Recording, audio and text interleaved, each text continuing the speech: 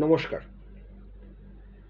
Rent বিল ভুল লিখলে বা ইনকমপ্লিট লিখলে কী কী ট্রাবল হতে পারে এবং তার অ্যাডভান্টেজ টেনেন্টরা কীভাবে নিতে পারে এবং মামলা কীভাবে রেন্ট বিল ভুল লেখার জন্য নষ্ট হতে পারে সেটা অনেকেই জানেন না। অনেকেই রেন্ট বিল চেকও করেন না, যেরকম গতানুগতিক গতিতে দিয়ে আসছে তারা দিয়ে যাচ্ছেন। পুরোনো দিনের একটা চল ছিল, রেন্ট বিলে কখনো ঘর লেখা থাকতো না, কত স্কোয়ার ফিট রুম, কি পারপাসে ইউজ সেসব লেখা থাকতো না।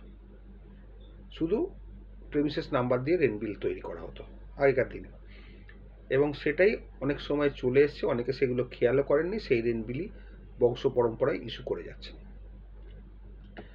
তার ফলে কি হচ্ছে, টেনেন্টরা অ্যাডভান্টেজ নিতে শুরু করে দিয়েছে। ন্যাচারালি যে কোনো লয়ারের কাছে গেলে সেই অ্যাডভান্টেজের রাস্তাটা দেখিয়ে দেবে। যেমন আপনাকে একটা উদাহরণ দিচ্ছি, ধরুন টেনেন্ট 3-4টে ঘরের টেনেন্ট বা দু তিনটে ঘরের টেনেন্ট, কিন্তু তার রেন্ট বিলে লেখা আছে কোনো ঘর লেখা নেই, মাপ লেখা নেই, কোথায় লেখা আছে সেটাও লেখা নেই, উল্টে প্রেমিসেসের ঠিকানাটা দেওয়া আছে।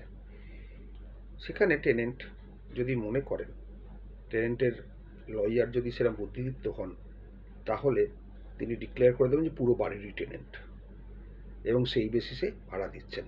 ল্যান্ডলর্ড জানেন না, ভাড়া রেন্ট বিল ইস্যু করেই যাচ্ছেন। কিন্তু বিপদটা কীরকমভাবে, যদি কখনো মামলা হয় তখনই টেনেন্ট এটা ডিসক্লোজ করবে যে আমি পুরো বাড়ির টেনেন্ট, ওই দুটো ঘরের নয়। সুতরাং মামলাটা টিকবে না। এবার ধরুন আপনি ভাড়া নেওয়া বন্ধ করে দিয়েছেন, সে রেন্ট কন্ট্রোলও ওইভাবে দিয়ে যাচ্ছে যেহেতু রেন্ট বিলটা আছে। এইরকম বহু ভুল বহু লোকে করছে। এই সম্বন্ধে আমার একটি ডিটেলস ভিডিও করা আছে, যারা যারা জানতে ইচ্ছুক বা দেখতে ইচ্ছুক তারা দেখে নেবেন।